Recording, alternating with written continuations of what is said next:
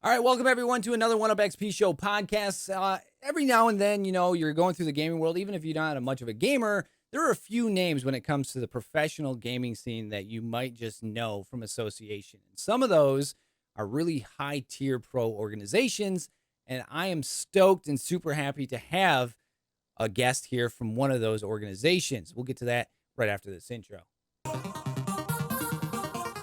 Here we go.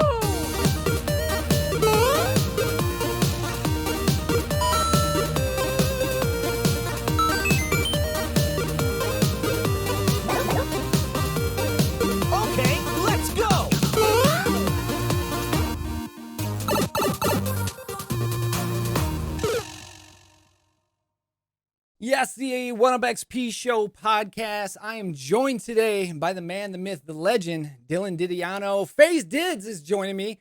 Thanks for being here, brother. FaZe, man, FaZe. Everyone kind of knows that name. I can tell you exactly where I was, what I was doing when I heard and first saw FaZe. I was in college. They were doing trick shots. It was Call of Duty. And that organization has grown to something, that, a lot of gaming people look up to. I mean, it's the most copied clan name in Call of Duty or any video game, really. You always see the F-A big Z-E. But welcome, brother. Appreciate you being here. Yeah, thank you. Thanks for having me. Of course, Glad to be man. here. And you are a coach for the PUBG FaZe team based out of Europe. And I wanted to get your perspective because I haven't had a pro coach on. I've had some pro players on, some that you know well. And I want to get your perspective of a coaching style because I know there's a lot of kids out there that might not, necessarily have it or take what it is to play on the mouse and keyboard or the sticks, whatever you will. And to be honest with you, great minds always seem to find their place on the bench, coaching, if you will, because you have a traditional, a background in traditional sports as well. I always say the bench because, that's where the hockey coach is, the great minds over there helping everybody out. So we're going to talk a little bit about FaZe, PUBG, and your coaching with FaZe and PUBG. I do want to mention I crossed paths with Coach our FaZe Didz back. Man, it was 2019. We signed Shoot to Kill to Lazarus, and that's kind of where I ran into you guys. Your brother was on the team. Your brother's now part of Gas Cans and PUBG, and you found your way to FaZe. So let's start off with talking about how gaming started for you, because obviously you're not on the team as a gamer. You're on the team as a coach. But where did gaming start for you back in the day? Like, was it NES, Super Nintendo? And, how did you get involved with PUBG and coaching? Yeah, so I guess I can give you the long form history of my gaming slash esports experience. Gaming for me started when I was just a kid, Right. like most other gamers, like hardcore gamers, maybe 5 or 6 years old. I remember I was playing the original Spyro the Dragon game, the one where you had to go around like collecting gems and blowing fire onto the frozen ice dragons to save their lives or whatever. I think that was original PlayStation? Yeah, that was PlayStation 1. Yeah. Yeah, I still remember what that game looks like in my head. I can envision it. I remember how much fun I had playing it. Oh, I mean, that's what triggers a lot of it for a lot of people is just the memories and the feelings and just the amazingness that gaming does. You forget about what's going on. And I think that's one attraction to gaming. There's a big nostalgia feeling in gaming, Yeah. As a lot of like pop culture, like movies, TV shows, but like gaming is like a really big one when it comes to like nostalgia, that feeling of it takes you back to like when you were younger, Yeah. It's a great feeling. But yeah, of course, I obviously grew older. I moved away from single player and console. I got into PC gaming. I played an FPS game called Wolf Team. Yep. Pretty religiously when I was in high school. And when that got ruined by some pay to win features, I moved on to Counter-Strike and League of Legends. And that pretty much opened my eyes up to the world of esports, which at the time was pretty new and I guess niche. Yeah. But it basically like crossed ties with my hockey background because I grew up playing hockey since I was like a young kid, and it just competitiveness, video games, like those are two biggest things I was interested in, and it kind of like just drew me in at that point. Yeah, that's how a lot of people always say it starts out for me. I mean, one, you played two games where people were like, yeah, that's kind of where it started off with me, CS:GO, and then you also played League. I mean, those are two of the games that just pop people right into esports. I mean, there's people that have never played a Yeah. video game play those, and they're like, yeah, I'm in esports now. I'm doing this. Yeah, exactly. 3,000 hours later, you're that deep into league. So I mean, the traditional background, obviously, the competition is there. I mean, that's one. I played college hockey and baseball, and at our off time, we'd be beating each other's brains out in Smash or whatever game that we could find, just because the Yeah. competitiveness was always there. And I feel like that's just kind of what draws you in, especially even if you're a coach. I mean, that competitiveness is what makes us tick, if you will. Yeah, exactly. Exactly. So, what got you into kind of the PUBG scene?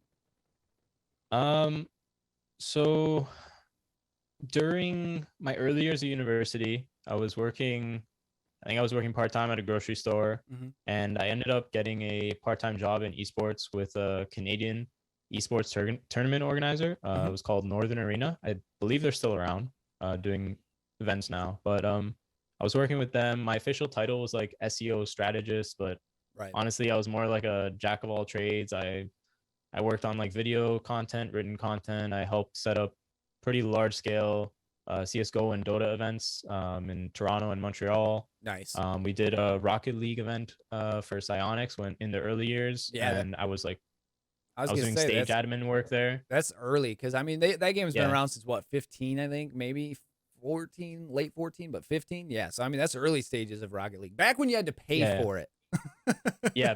Before it was free to play. But yeah, that was a lot of fun. It gave me tons of experience. Even though maybe it didn't pay all that well, it was, I had 2 part-time jobs, right? Working at a grocery store, I was into esports. Right. I was getting my foot in the door. And then I believe it was like 2016 when PUBG came out on early access, and I was introduced to it by a friend who I went to university with. He moved back to Vancouver, and obviously we stayed in touch online and we gamed a lot together. And he was like, dude, let's play this new early access game. It's called PUBG. It's like H1Z1, but it's better. And, I was a big fan of H1, so I immediately was interested. And honestly, I haven't stopped playing since. A couple months into the game, maybe, I got into helping my brother out with some early online tournaments because he got really into the game as well. And he was really good at the start, like right from the get-go. And I just started helping him out, and I kind of just fell into the coaching I guess role right away. Like I was helping him and his team, and I just became a coach, I guess. And that was what the started. early incarnation of Shoot to Kill.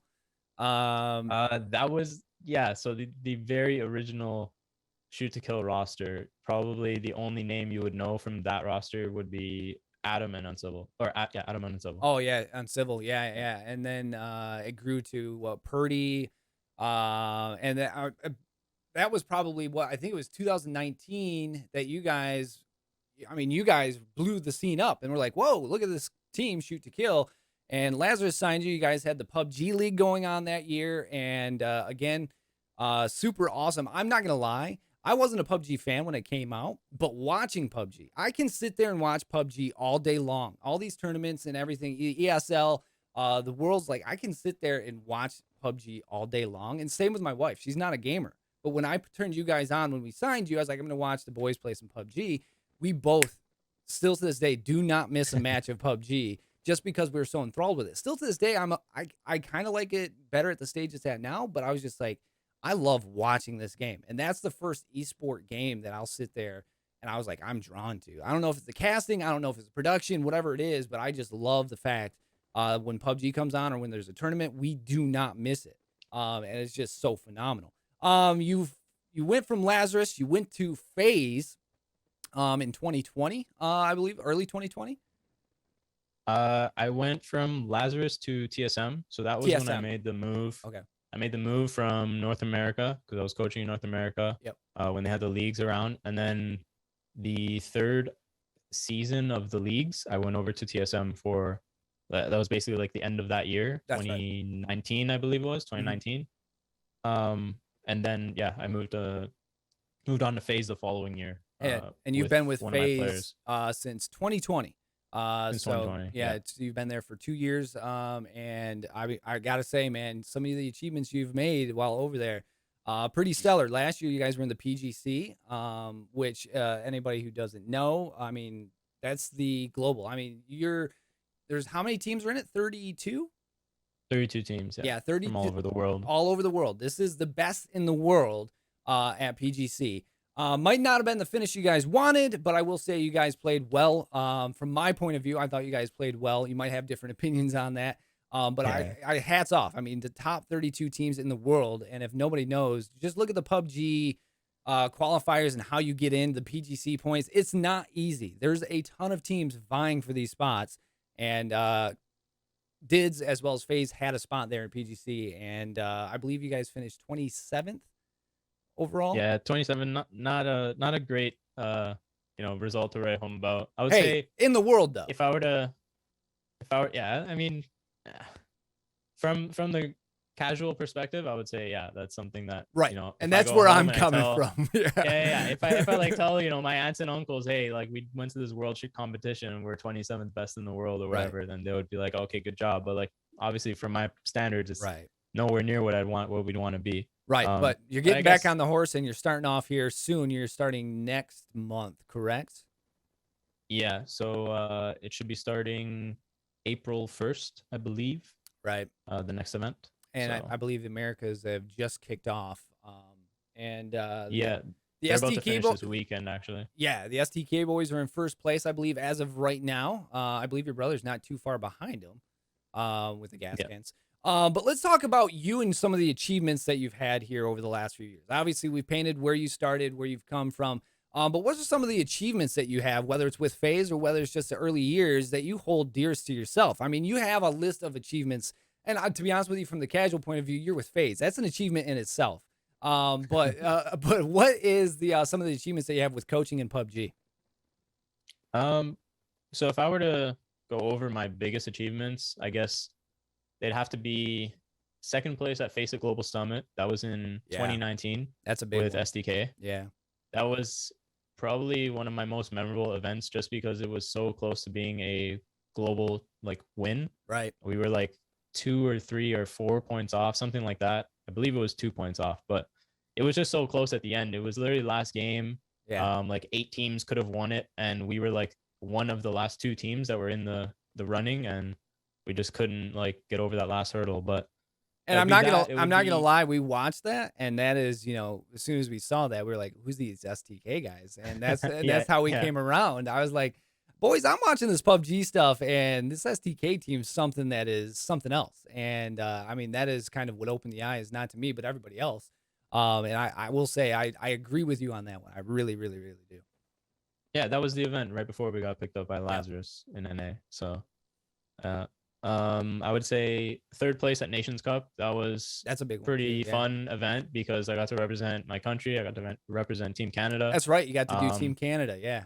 Yeah, I got to coach players that I've never worked with before, players that I was friends with, but I've never got to, work with them at all before on a professional level. Mm-hmm. And that was really fun to just get with a group of guys and, be able to get third in the world with a bunch of the best players from all these different countries was a great experience.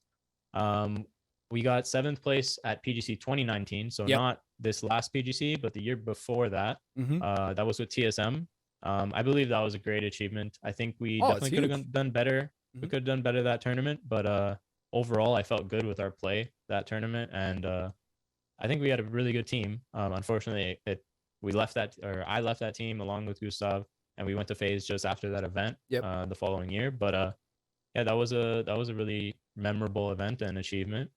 And then in 2020, we won PCS2 Europe as FaZe Clan, and that was my first, and to this day that is my only major online tournament win. Obviously I've won all these small tournaments and stuff, but when it comes to the top level of esports, you look at the big events, you look at the major onlines, and you look at the global lands, right? Those are the ones that you want to be winning, and those are the ones that you're gonna talk about and keep in your mind at all times. Basically, that's what you're playing for, right? And you're working towards. And if anybody's not familiar with PUBG, the majors is where you pick up a lot of the PGC points to qualify for PGC, which is, the global event that we were talking about before.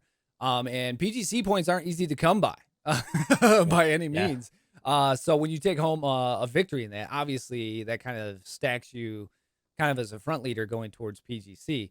But the qualifiers are no joke. The ESLs, I mean, when you start taking regions and versing other regions, you know you're getting into the big ones. And it's always Yeah. fun to see, especially when Euro is taking on the rest of the world, or if Euro's taking on Americas, whatever it is. It's cool to see the differences in play. And Yeah. we'll jump into that about how you go about doing that, because you have a background in both. You have America, you have Euro. And I just want to kind of pick your brain on what's different between those, but we'll get into that in a little bit. Let's talk about some of your goals for yourself, but also your team, because I have a feeling that obviously you've been coaching for a bit. You've been around the boys. You have the team. Is it like traditional sports where, in the locker room where it's just that family feel, that family atmosphere? And of course, there's ripping on each other, but is there a tie between traditional and esports where you have the team, the coach, and you just have that family feel?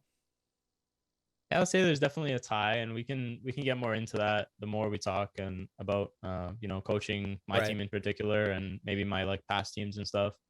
But honestly, in terms of like goals, I would say we haven't really been living up to expectations in past years. Hmm. Before I joined FaZe Clan, they were like top three, if not the best in the world from a results standpoint. But since 2019, we just haven't been performing to that standard consistently. And my goal is to help bring FaZe back to the top of PUBG globally, and just to keep learning as a coach and even as a person, just keep improving. Yeah. So I got a side question here on this, because you said learning as a coach. How do you go about learning as a coach for PUBG and esports? I mean, I don't mean to kind of like back you into a corner here by any means, but it's so new. A lot of people are still exploring and trying to, or like kind of paving their own path in esports. But how do you go about yourself learning about coaching in PUBG? Yeah, that's a good question because especially for me, because I basically started with no experience. Right.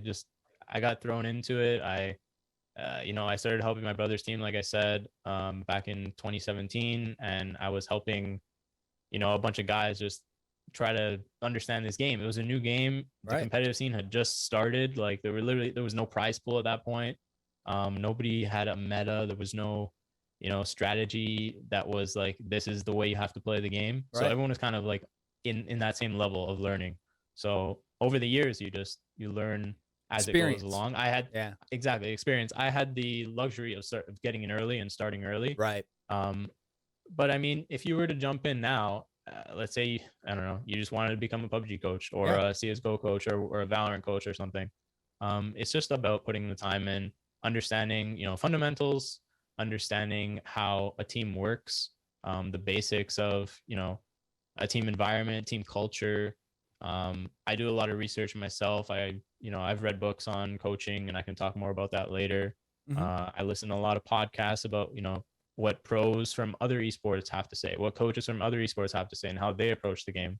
Um, it's a lot of like grabbing from here and there, putting it all together in your own kind of way, and developing your style as a coach. And I that's mean, basically what I've done over the years. yeah, it's a sponge. You're absorbing everything around Yeah. you. I mean, that's literally what you're doing. But I mean, not to Yeah. say I mean, you just said it yourself too earlier, as you're a huge fan of H1Z1, just like myself. I mean, that is the grandfather of battle royales.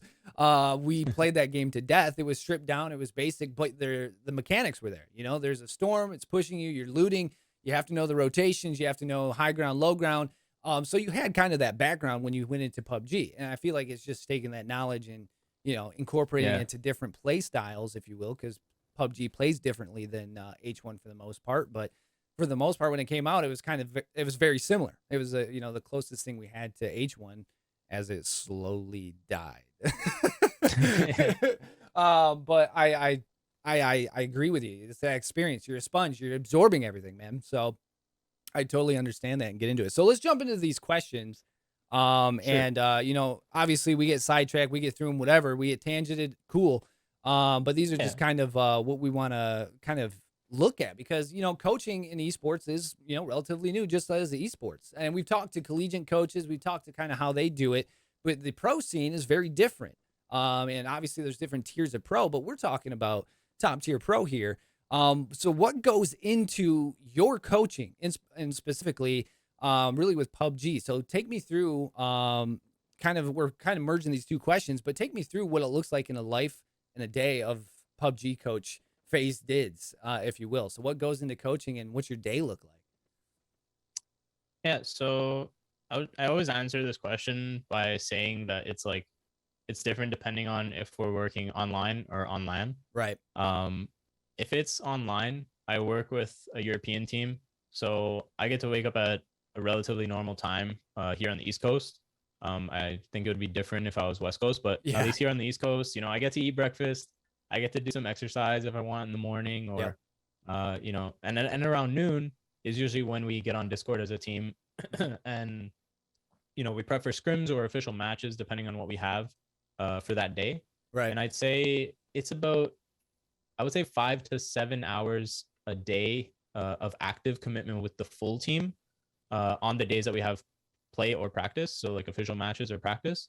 And then I would say a couple more hours, give or take, working with players individually on the side on like calls for review or just like talking through any concerns or anything that might come up.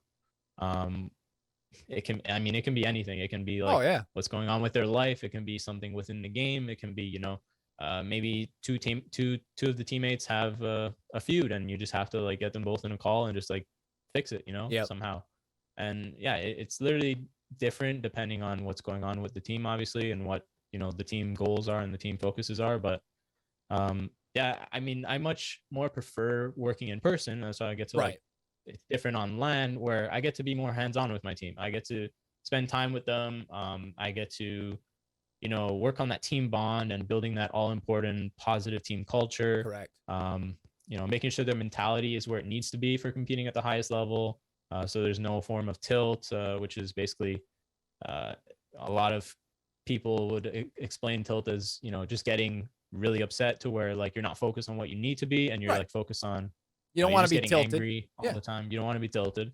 But yeah, online is just or offline on LAN, it's just a better overall experience just because you have that personal touch Yeah. and building that And that team bond and that team environment. I will say, even from my experiences as a brief Fortnite pro with Set to Destroy, in person is just so much more different than scrimming online or whatever it is. You just feel so much more involved when you look over to your left and you have a teammate next to you. You always feel a little more kind of urgency to do good by your teammates. Whereas online, you're like, I died, whatever.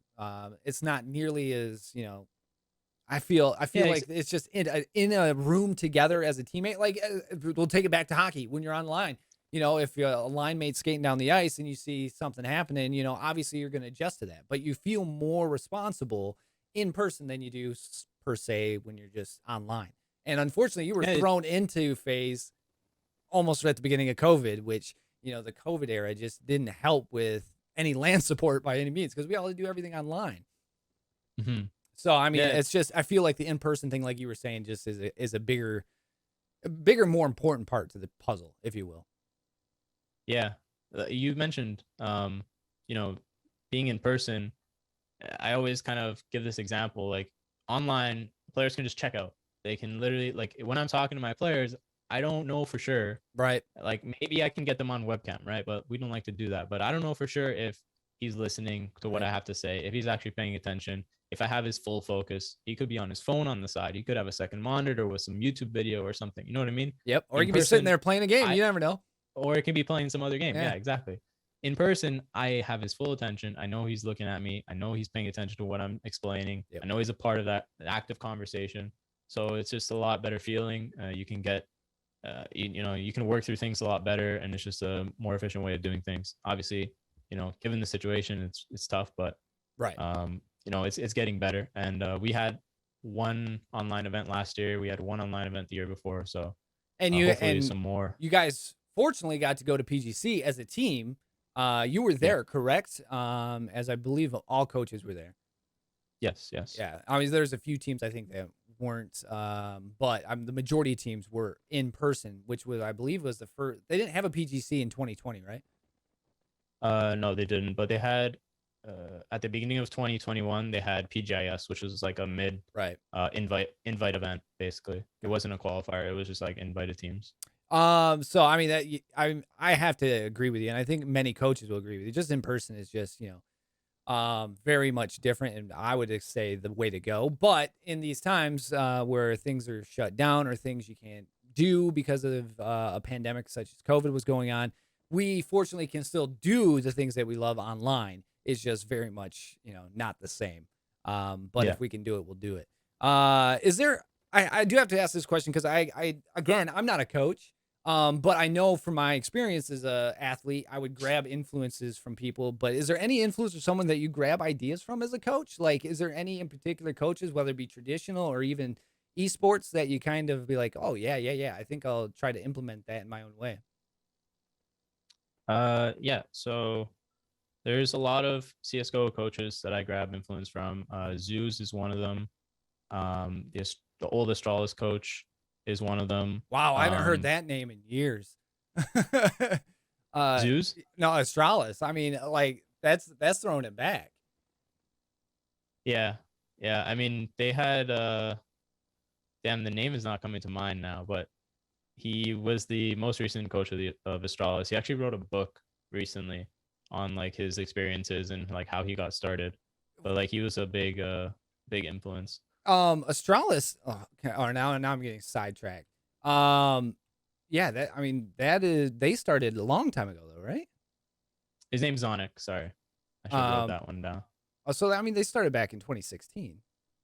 But Yeah. yeah, I haven't heard of Astralis in a long time. You just pop that name out there. I was like, wow, dude, that's throwing it back because that's I mean when a lot of esports started, obviously I got into a lot of those games and I was like looking at organizations. At that time that's when I joined Set to Destroy X. But I was just like, that is one that I haven't heard in quite some time. But yeah, Really? yeah, continue. I mean, they're in the League of Legends scene now. Astralis. See, that's the They have a thing. team in Europe. That is one game that I've never been attached to. One game I've never played and Gotcha. got attached to is League of Legends. So the League of Legends world to me, even though I know it's monstrous, is very small to me because I haven't, dove into that Yeah, world you haven't yet. dived into. Yeah, But it's just like, CS was one that, CS you could play on a potato. So back in the day, it was very easy for me to be attached to that. Whereas yeah. League to me, I just hadn't played that type of game yet, and I still to this day haven't played much of those games. I'm trying to dive into them, just kind of get the feel and taste of that world. But there's just so many big names out there with the League teams that I haven't. I've gotten with Immortals. I've talked to Immortals. I've talked to the big names per se, but Astralis is one that you threw me back to like the beginning of esports for me anyway.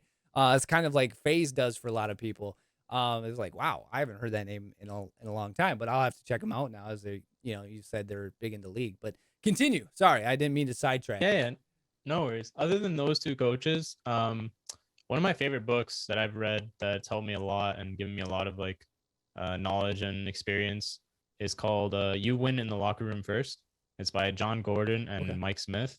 It mainly talks about the importance of team culture and how it should be built up organization wide and sort of upheld by every single member of that organization. Mhm. So not only like a within the team thing, but like organization, like every single team within that org, every single member, that from the social media guy to the team manager to the owner, like everyone abides by this kind of team culture and this kind of code.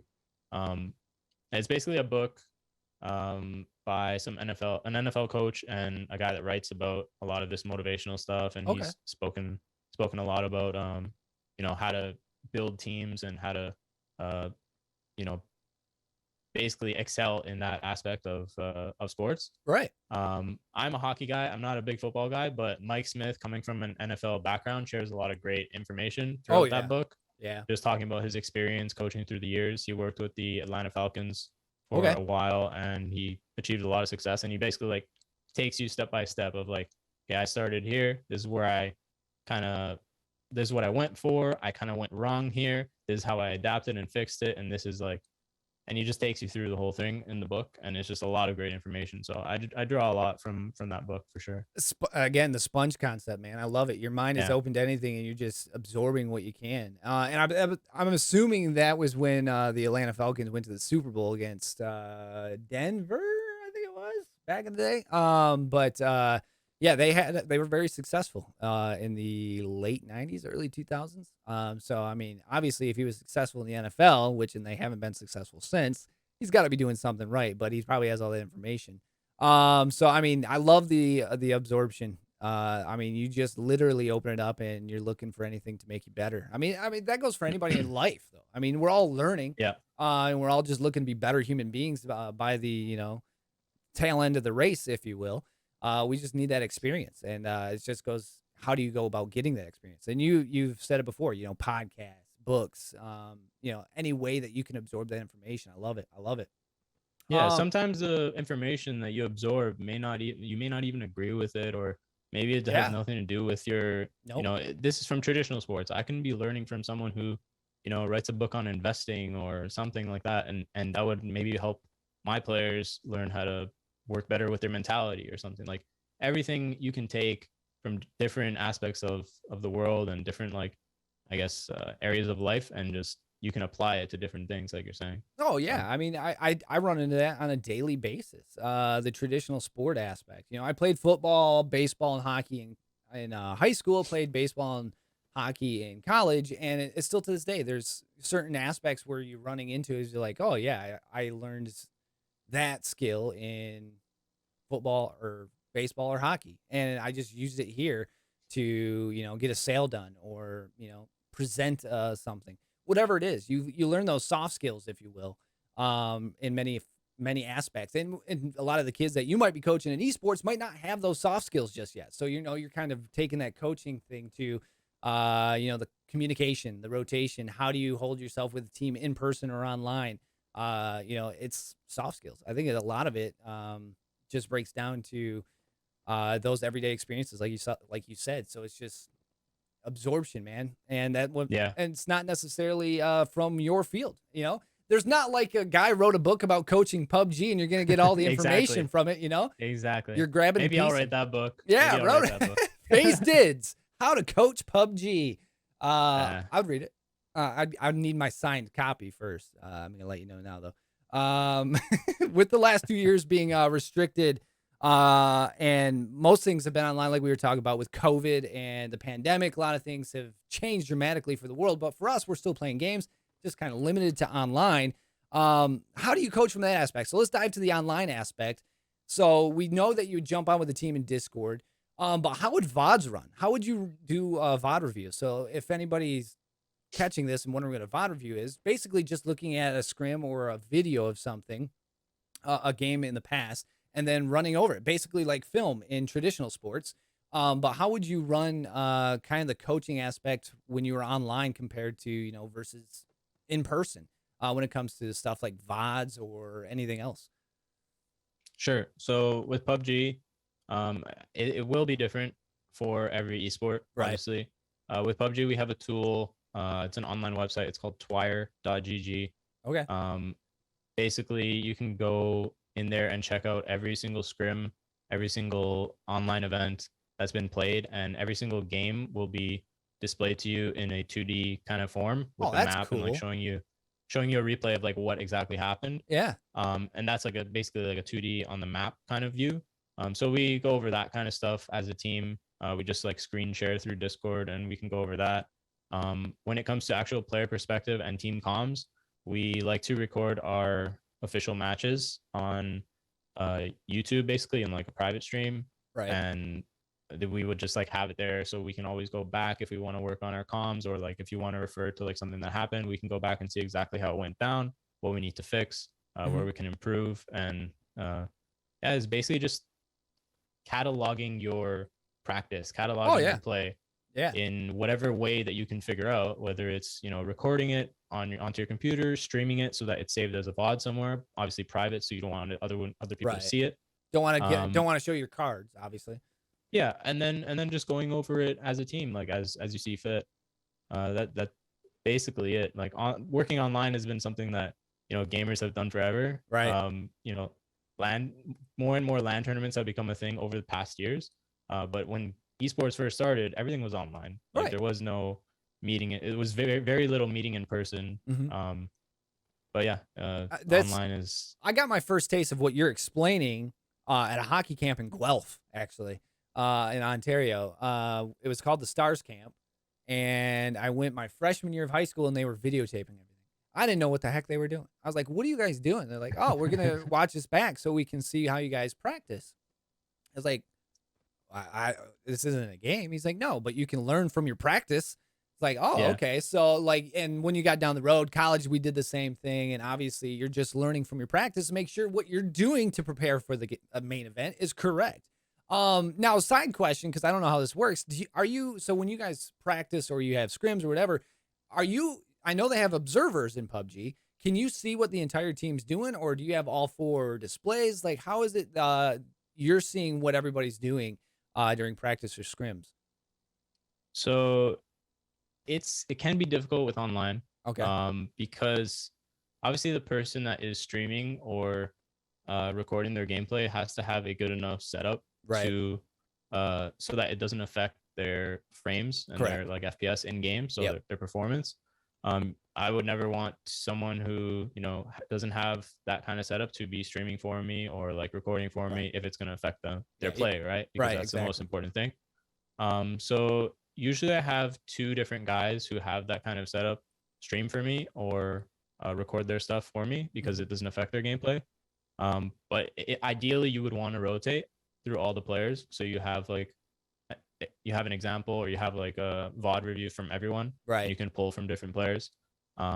You can do it. You can do them all at once. You can have everyone record if it's possible. Right. You can do just one guy and just rotate like week by week. That's what I like to do. Hmm. Um, but yeah, that's basically to Yeah, answer your because question. That's how we do it. a lot of people might not understand it, but if you're playing on one PC, the more apps you have Hmm. open in the background, obviously it's going to suck more consumption from the CPU and the graphics card. So in game, you're not going to get the maximum frames or gameplay because the computer's doing other work, if you will. Yeah. Nowadays, you can get bigger CPUs, bigger computers, or you can have like what's behind me here. I'm showing off. I have two PC setups. So this one over here is the streaming PC. So all the video and everything is on this, and my microphone is on that PC. And then over here is my gaming PC. So it's just strictly running games. So I get, as many frames as I possibly can. And in the battle royale genre, you want every advantage that you possibly can have. And frames are a great advantage if you can get the maximum frame rate. 240, I mean, dare we say 300 some down the road. Obviously, PUBG doesn't work magically and you can't get all those frames. But you can adjust some settings and get as many frames as humanly possible. I remember back in the H1Z1 days, I don't know if you remember this, but we would adjust the CPU, we would adjust how scripts would run just to get that magical 60 to 100 frames per second. Games are a Yeah, little bit more well built now, but every little setting matters, I guess. oh yeah, When it comes to competitive play, like you look at even the Counter-Strike pros, they have very specific settings. oh I yeah, mean, there's some pros that when it comes to setup, they bring a ruler or like hmm they bring a measuring tape to their lands and they measure, this is the distance I always have to have my yeah. monitor from my face, and like my keyboard goes here and my mouse goes here, my mouse pad goes here. Like they're Gotta very have particular. gotta have the It's not right. only it's not only the settings now. No, It's also the hardware as it's the well, like hardware. the It's setup. everything. You Yeah. got to have the, you got to have the right feel for the headset. You don't want a headset that you might not be familiar with because it's going to throw you off. You got to have the right mouse sensitivity, controller, like whatever you're using. There's so many aspects to PC games or just lands in general that you might not like. I'm not gonna lie. When I went to Fortnite in Seattle, they flew us out there for the first Hmm. Fortnite event. I was thrown for a freaking loop, but everybody was because Fortnite Yeah. Epic made you use ultra settings for everything. And no one ever uses ultra settings. Why would you ever use ultra settings? But they wanted the computers and everything to use ultra settings. And we were getting like 60 frames. And we're like, no, we don't want this. Like, but everybody was limited to that on the Yeah. PCs. Yeah. And I think you guys probably have specific settings for in-person LAN events, right? Or can you use whatever you want? You can generally use whatever you want. Oh, that's cool. Okay. There are certain limitations when it comes to like, I think there have been settings in the past where like Right. it gives advantages. Certain graphic settings give advantages. I don't think it's a thing now, but sometimes they give limitations or they tell you, hey, you can only wear these certain skins when you play. And they Right. give you like Right. the list of them. Right. That's one in particular. Because they But don't want anything borked with skins that will like make you invisible or make your hitbox change or whatever. I don't think they do yeah, in PUBG, but they don't want exactly. that. Yeah. As Um, close to an even playing field as possible right. is And we know obviously it's not the going to goal. be, yeah.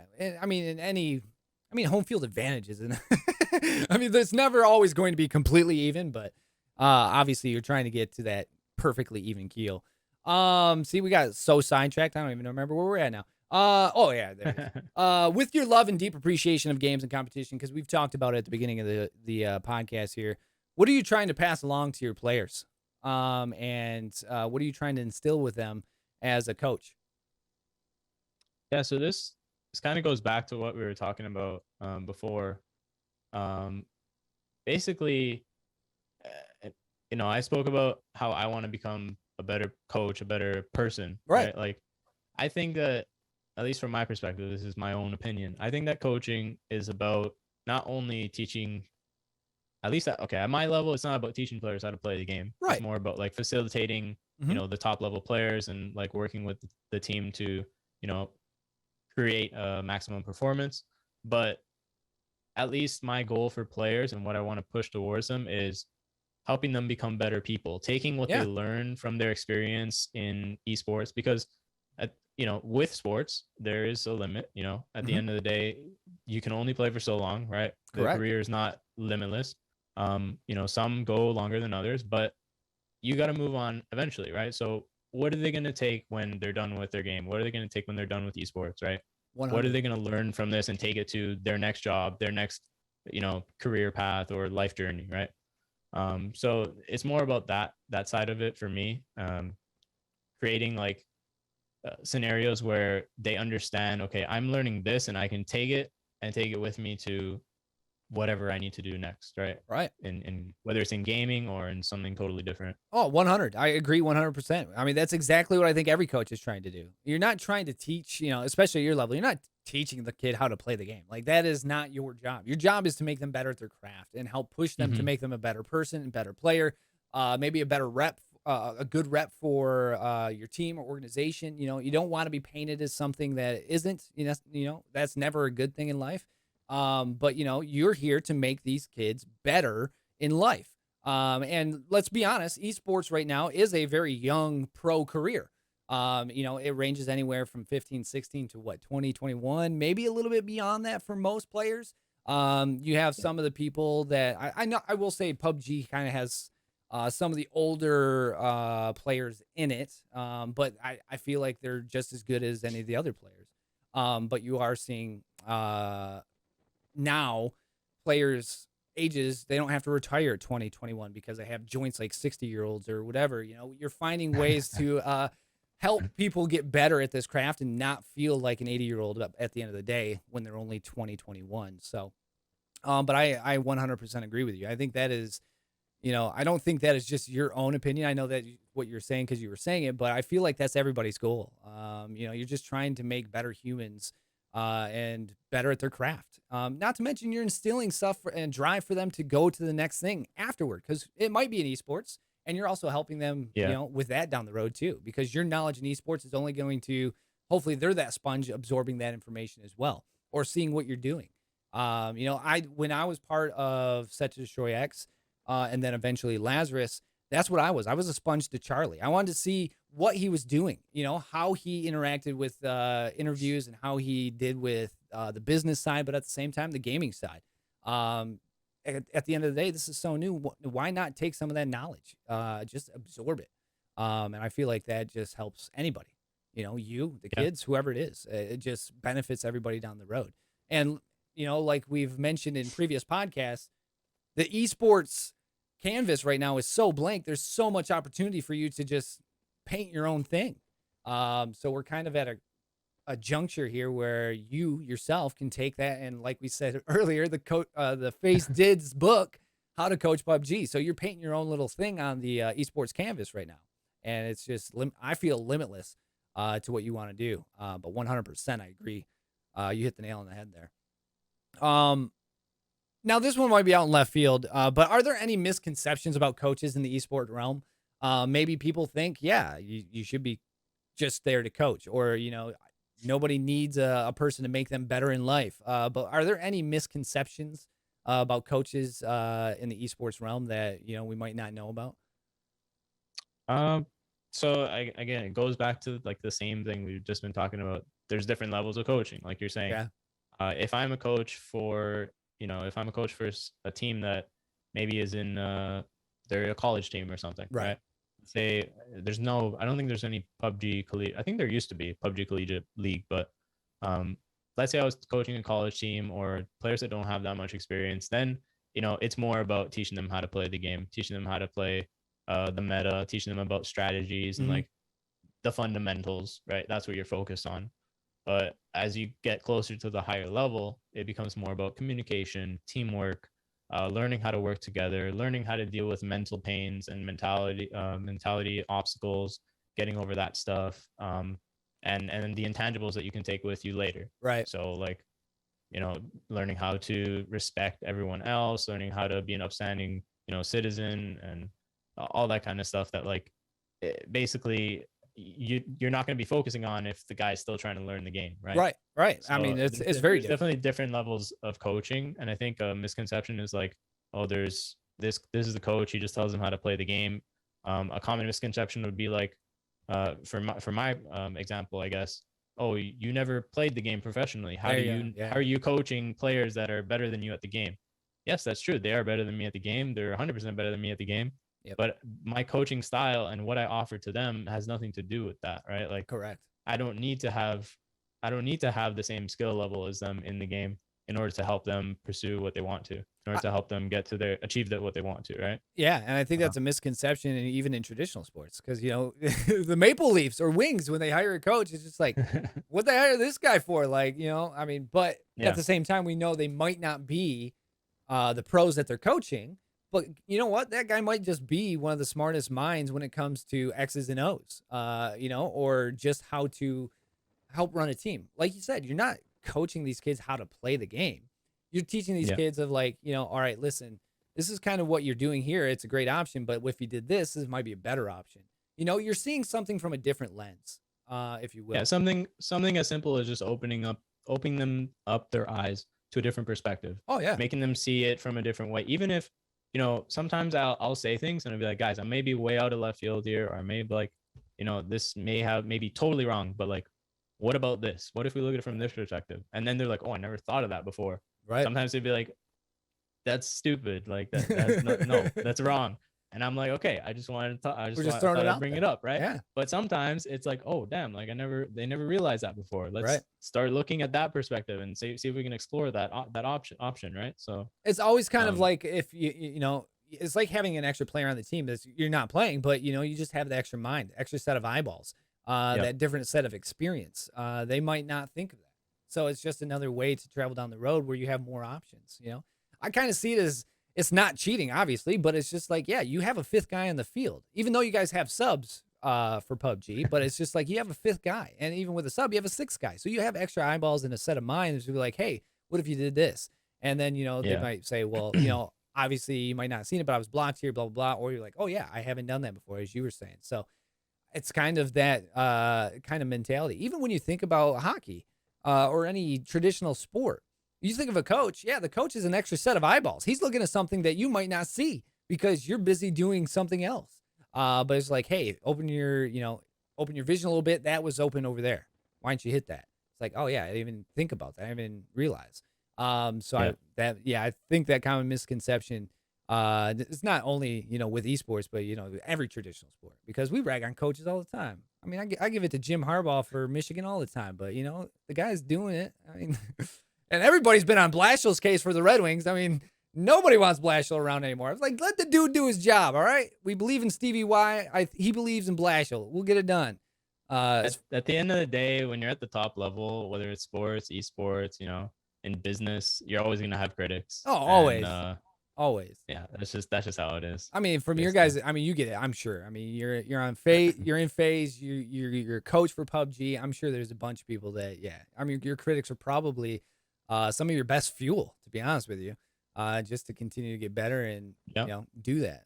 That's what I like to see about coaches. A lot of coaches will use that as fuel and turn it around, and it'll come back to bite those critics in the butt. But maybe that's what critics are there for, make us better. I'm not certain, but I can tell you right now, critics are never the best. What is the hardest thing right now about coaching in esports? Basically, overall in general, What is the toughest thing that has presented itself to you in coaching in esports?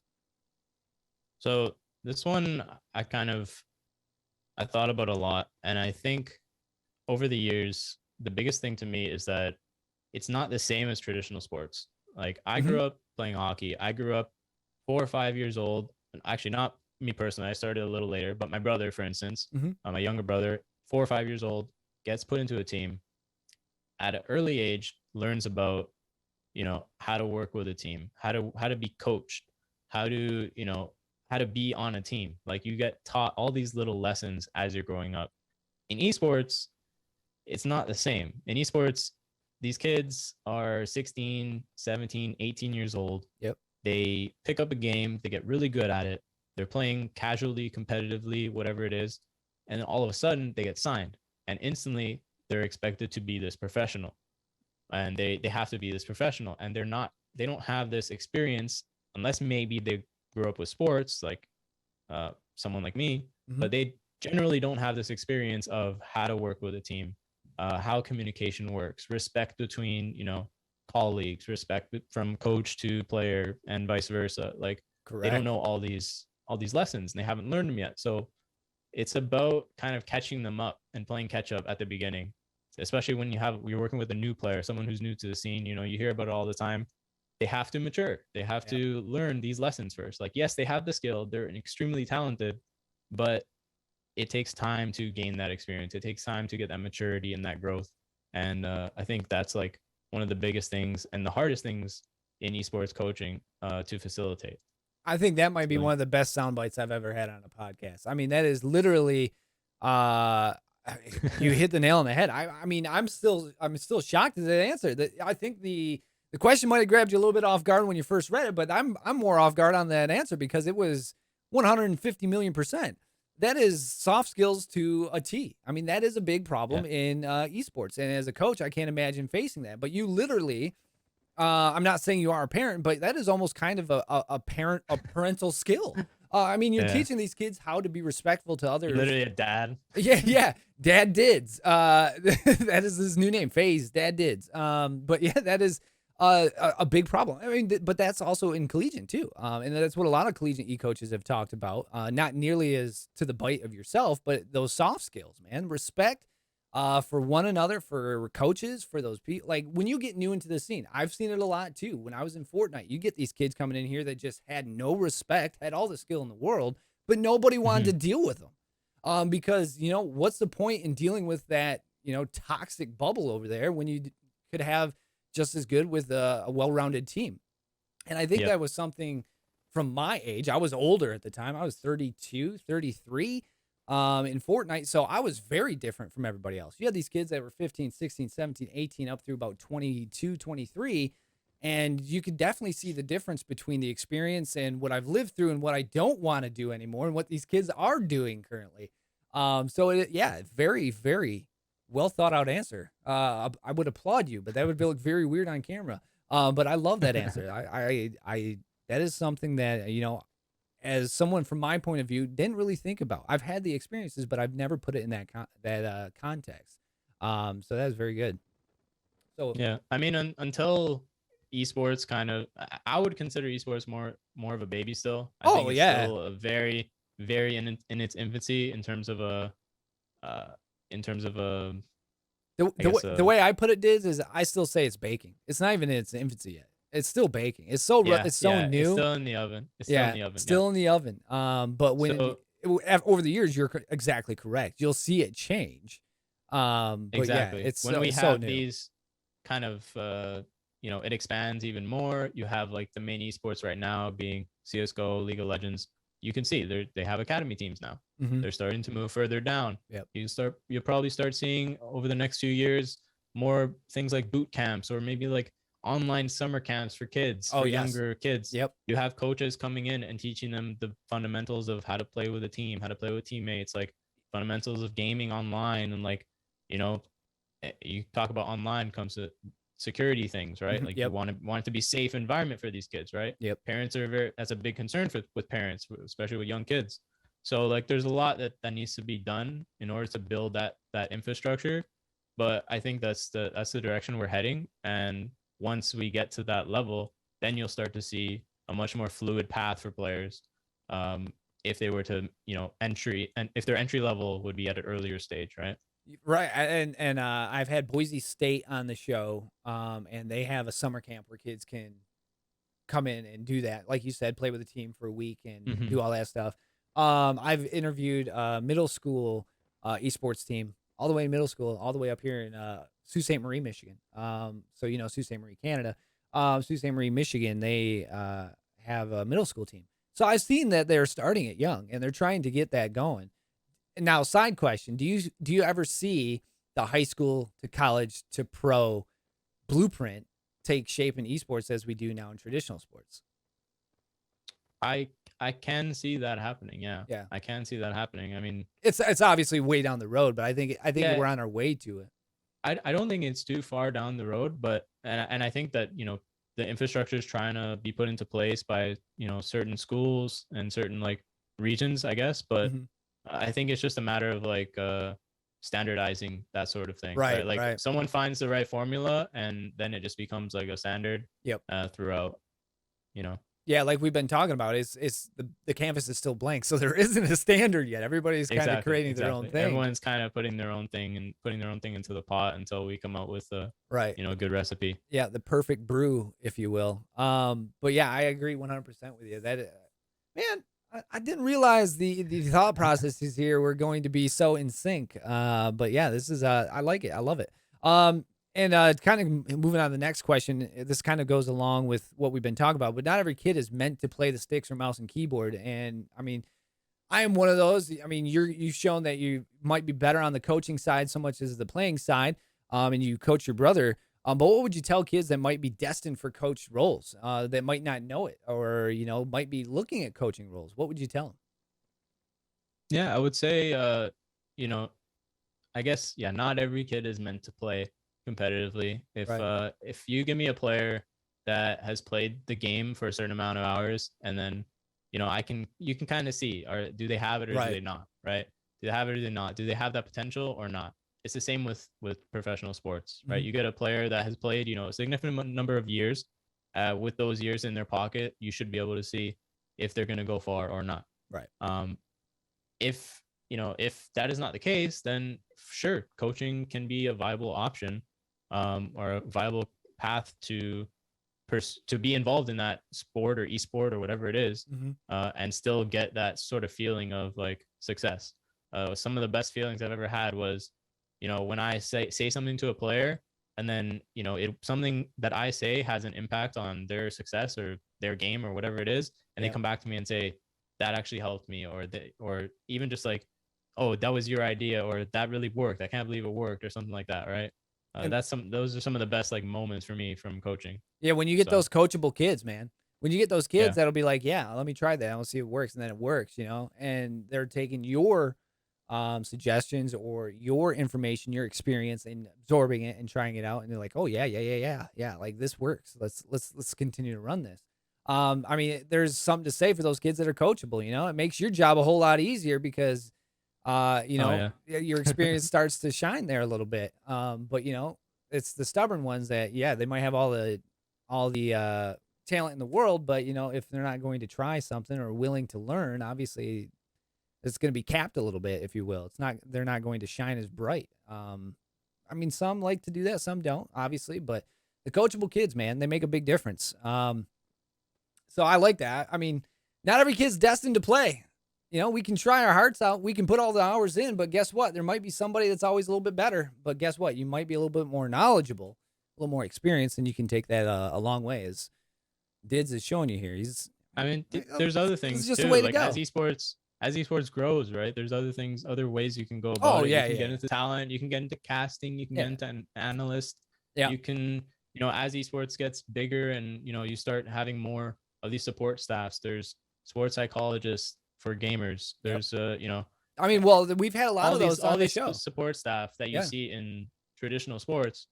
They're starting to pop up in esports. become extremely important in Yep. esports, especially at the high level. It's So it's like I had a gamer doc. She was the first one in the yep, medical yep, field.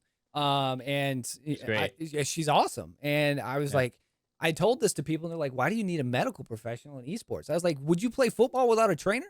No. These are professional athletes, putting in 10 million movements of joints a day. They're retiring in 4 years because they have joints that look like 80-year-olds. How do you fix that? You need you need everything in the field of traditional sports, also in esports. There's no differences. Marketing, social media. If you want to go, we had Matcham on the show. Matcham.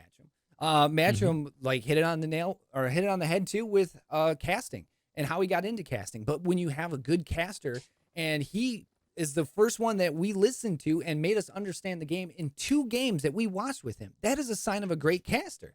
And he'll tell you, he's not the best at the game, but guess what? He can tell you how the game works and break it down for you. That makes a great caster. So there's a million different fields in esports, just like traditional sports, and they all need to be filled. And when I talk to GamerDoc or Matchroom, as you as well on the coaching side, you can see just how much this is grabbing and starting to form like a traditional sport. Everybody needs those fields gapped. A brain doctor, a psycho.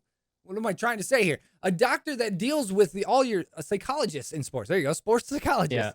Yeah. That is needed too, because you don't know how much this fries when you're just putting in all the time here. You need to escape and go over there for a little bit, and that is a necessary thing if you want to be on top of your game. So, 100% agree. You might not be even for the coaching field, but there's a million different other fields if you want to pursue esports. You might be even creating your own field, like GamerDoc did. I mean, I give her the grandmother award on that one, but she might disagree with me. But I mean, to be honest with you, that field now you're seeing it introduced into a lot of orgs now. A lot of professional esports, you're starting to see them grab medical professionals, which is a necessary. I just can't believe we didn't see it for a long time.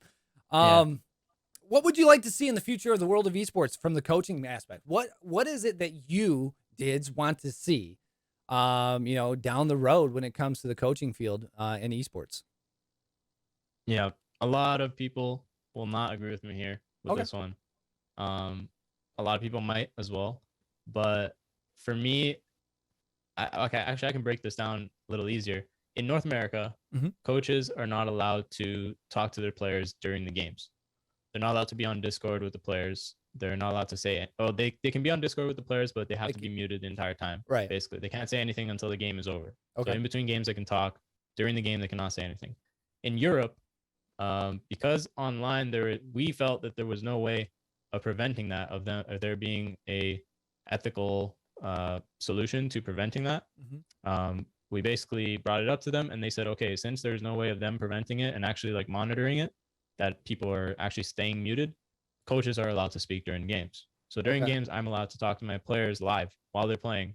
I have the stream on a second monitor. I can watch the kill feed for them, tell them, hey, this team is 3 up, this team is 2 up, these guys are playing here, these guys are most likely playing here, this is what's happening on this part of the map, because maybe they were focused on something else, or they were in a fight and they missed it, right? And so I'm kind of guiding them and helping them as a coach would. It's saying like a hockey game on the bench, exactly. That's game, on the bench, yelling at them, saying, hey, gotta fill this gap, this is here, this is there. They're just, it's active and it's live. And I think that is something that, for me at least, gives me more impact and allows me to have more influence on the result of what my team is putting out. You're being a coach. I think it adds an extra layer that I don't think is there yet from a coaching side in esports. I think that I want to see more of that, and I think that shouldn't be shunned. No. A lot of people will make the argument, oh, that's cheating, it takes away from the players and their skill. The IGL should be able to do that. The coach shouldn't be an IGL. Why not? Well, it's kind of like going back to this other stuff with sports psychology and medical doctors and esports. Why don't we try it before we shun it? Right? Yeah, exactly. It's the same thing when people don't want to try new food. They're just in this bubble. They're used to what they're always eating, and they don't want to venture out, but they don't know what else is out there. They've never tried it. Why don't you try it first, and then you can bash it if it's bad later, right? Change is scary, Didz. I don't want to change, buddy. Come on. But no, NASCAR's is that way. Literally, you're driving a car and there's somebody in your ear telling you everything that's going on. Yeah, exactly. So why is that not allowed in America? That is wild to me. That is crazy that they would say that, you can't do that. That is literally what every coach in any sport does. You're literally coaching them in game. Yeah, I mean, like I said, I could be wrong. What they're saying, what a lot of people's counter argument to it might be correct. Maybe it's making it too easy for the players. I don't know, but why not try it and Why not try it try out it? and see how it changes To be the ecosystem, see how it changes the fans engaging with coaches and players and teams, right? exactly, or what, this way it might make the games way more competitive. If you Yeah, know where someone else is, but they have their coach saying, hey, they know where you are. Things are going to balance themselves out. It's not yeah, like you're the only person that gets to talk to them. Everyone else's coaches are talking to them. So it's just like, I feel like that would only make the game better. yeah. In my I personal think it adds opinion. another layer. It adds Yeah, another layer of skill, right, right. to It your team. does. Because not only do you If you have got to a worry good about coach and that, you can actually see it right? in like real time. Exactly, 100%. You're showing your coaching abilities. Whereas Mhm. now, I guess America's, their coaching is silent during game. But yeah, during the game, that's where the coaches shine. You're making hockey again. We're going back there, but they're making the bench changes. They're making the calls who goes out next. They're making the calls who's power play, penalty kill, pull the Yeah, this is the goalie. play, this is the setup, right? Right. Like, Exactly. um, I don't That's know. wild to me. I think that that's something that we can definitely explore. Obviously for me in PUBG, I think Yeah. other esports can explore it as well. Um, the way it works right now is for online events, I'm allowed to do that during the year. And then when we get to LAN, I'm cut off, right? Like Right. I'm backstage, I watch the games, I listen to live comms, Hmm. and then I get to talk to my team for maybe like 5 minutes Right. in between games. I saw that Not with even that because of yeah. not even that because of bathroom breaks. Right. Bathroom breaks are a big thing too, and they're just like they just go go go, and you don't get that same impact Right. um, We saw as that if during leagues. When we watch leagues, we see you come in and talk to the yeah. boys. But yeah, that is. I feel like that needs to be implemented. I never really thought about that. I always thought, yeah, that's something again you brought up that I never thought about. Why Mhm. isn't the coaches out there coaching? Because you see it in football, you see it in again another. Again, I think you're onto something there. I like it. I think that really does need to be implemented. You're not wrong. Because every other coach does it in the game. Why shouldn't you? Yeah, Yeah. I'm I trying to. enjoy it. I'm I really enjoy it. I'm literally trying to think of a negative thing here of you being in Discord talking to your team while the game's going on. And I don't, other than saying drop loot or drop things or, maybe spotting someone, I don't see anything wrong with that. I can't see how they would be against that. Yeah, I mean even spotting people, like But why is the thing that is, a bad? yeah, Yeah, but you wouldn't even really be seeing what they're seeing though. You're just in comms unless they're streaming the event. But you're not seeing okay. things as instantly as them, right? You're not seeing like the exact same thing at the same time as them during the game, are you? Because it's got to have some sort of delay, right? For me it's like a couple seconds delay, Oh, is it? Okay. but that's just because I'm in NA and the guy Right. who's streaming is in Europe. Yeah. But Man, I can't. I guess the way it would work, Bamboozled me a little bit. at a LAN event would be the coach would have to stand behind the Right. team, and the team would have to be in a place where nobody can see a screen that is showing the actual game or seeing other screens. Like I would basically have to be in a booth with the team, I guess, so I can Right. see all of their screens and I can Yeah. also talk to them live I get that. That would be and be one. in comms. Yeah. But But I mean, I understand PGC like does that anyway. I mean, they had that this year. So you could be standing in the booth with, your headset and comms and talk to the yeah boys while they're going.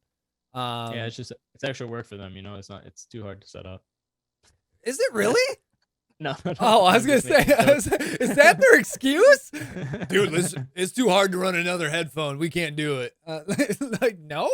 God, now it got me. Now I got my wheels turning. I feel like that should just be an everyday thing. Like, it doesn't matter what game it is. You should have coaches in there with everybody.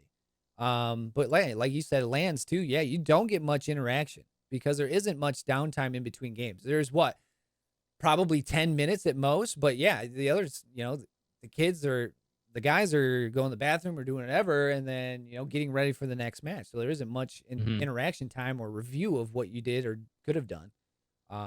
So yeah, I understand that. Wow. There's arguments for both though, right? Like, Yeah, there you look at is. traditional sports.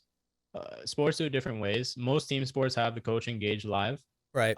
Let's say something like tennis, right? Hmm. Where the coach is not allowed to make even hand signs on the side. Like he has no impact real time. Really? I know there was like some issues with like coaches in the stands making hand signals to tennis players, and they got in trouble for it. I guess I'm just not But familiar then with tennis.